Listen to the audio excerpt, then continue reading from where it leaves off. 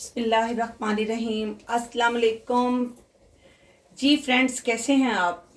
उम्मीद है आप सब फर्स्ट क्लास होंगे। तो फ्रेंड्स, बात कुछ यूँ है कि आज हम आपके लिए बहुत ही चटपटा कुछ बना रहे हैं और उससे पहले हम आपको दिखा रहे हैं, ये मेरे किचन का व्यू है। तो जनाब ये देख लें, क्या ज़बरदस्त बर्फबारी हुई है रात को और क्या ठंडी हवाएं चल रही हैं।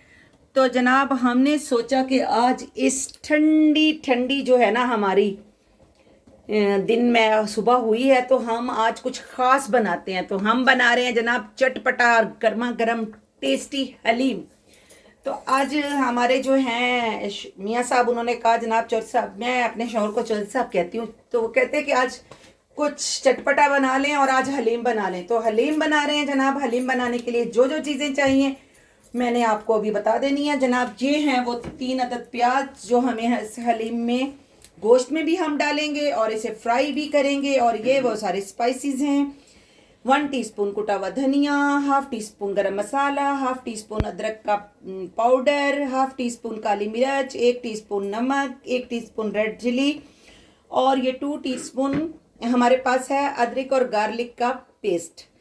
और जनाब हमने 1 किलो जो 1200 ग्राम मेरे पास जो है ना, वो तकरीबन 1.5 किलो के करीब गोश्त है, मटन है।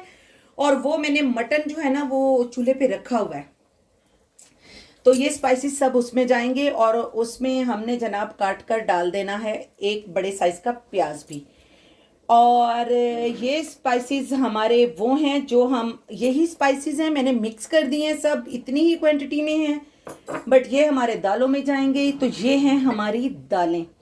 तो मेरे पास जो ये दालें हैं, ये मेरे पास हैं 1/4 कप है मेरे पास चने की दाल, 1/4 कप ही है मूंग की, 1/4 कप मसूर की, 1/4 कप माश की, 1/4 कप गंदम और 1.5 कप मेरे पास चावल हैं, 1.5 कप ही मेरे पास जौ हैं।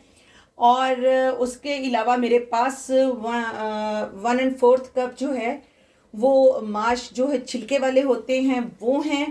और 1/4 कप ही मैंने इसमें मूंग की दाल भी छिलके वाली भिगोई है। ये मेरे पास गरम मसाला है जो हम तड़के में यूज़ करेंगे। 1 कप ऑयल है।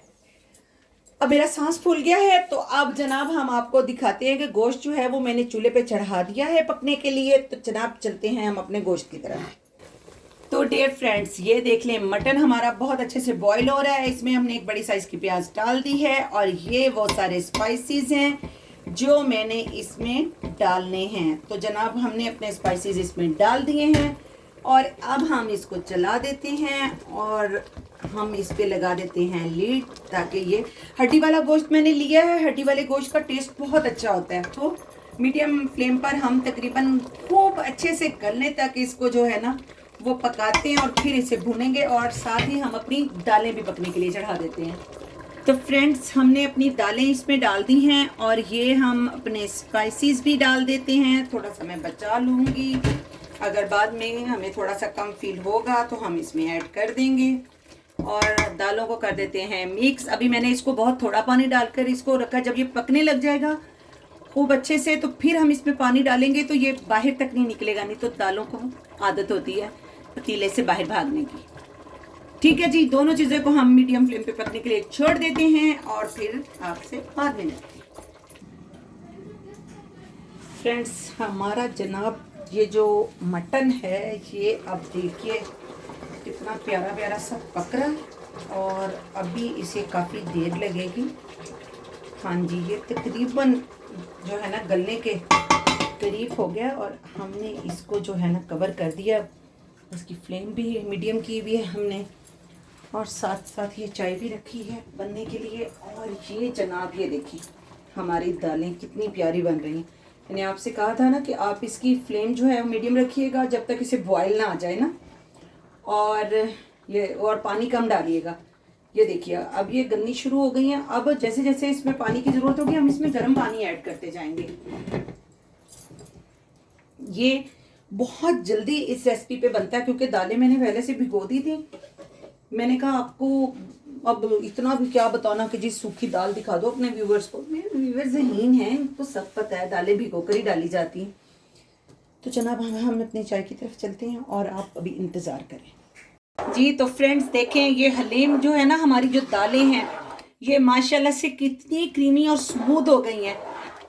और अब ये हमारा रेडी हो चुका है। और ये देख लें, जो ये हमने इसमें का मसाला बना के डालना है ना, कोरमा, ये मैंने ऑयल डाल कर इसको भून दिया। और ये देख रहे होंगे आपके कैसे ये चम्मच के टच करने से इसके रेशे अलग हो रहे हैं। अब मैं इसे चम्मच के साथ थोड़ा सा ठंडा करके इसके रेशे अलग कर लूँगी और हड्डियाँ अलग, और फिर मैं इसमें इसको डाल के एक बार अच्छी से वो हाथ वाली मधानी से इसको घोट लूँगी ना। रेशों को कभी भी इलेक्ट्रिक बीटर से ना घोटे, नहीं तो फिर ये हलीम का वो टेस्ट नहीं रहता। और ऑयल गर्म हो रहा है इसके तड़के का। अब मैं इसे आपको कंप्लीट करके दिखाती हूँ। जी तो फ्रेंड्स, हमारा हलीम रेडी हो गया है। तड़का लग के घुट के सब कुछ करके जनाब, अब ये इस टाइम जो है ना वो टेबल पर पहुंच गया है। इस पे मैंने गार्निश कर दी है। ये मैंने बटर की है इस पे गार्निश।